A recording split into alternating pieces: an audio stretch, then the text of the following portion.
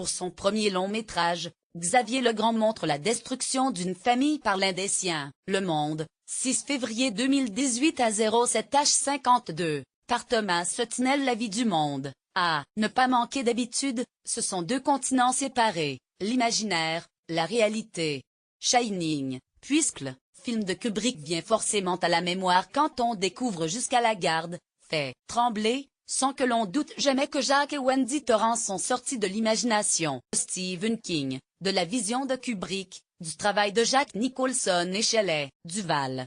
Aussi bouleversés que l'on soit par leur sort, on situe clairement leur parcours sur les terres de l'imaginaire.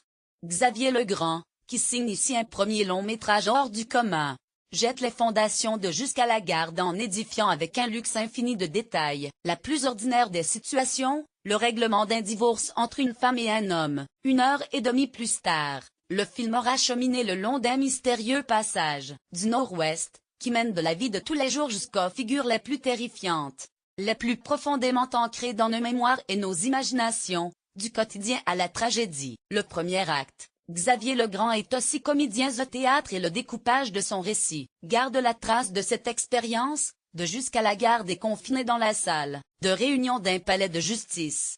Il y a là un homme et 5 femmes. L'homme, Antoine Besson, Denis Ménochet, vient d'emménager dans la région pour se rapprocher de ses enfants. C'est ce qu'explique son avocate qui répond à sa consoeur, représentante de Myriam Besson, Léa Drucker.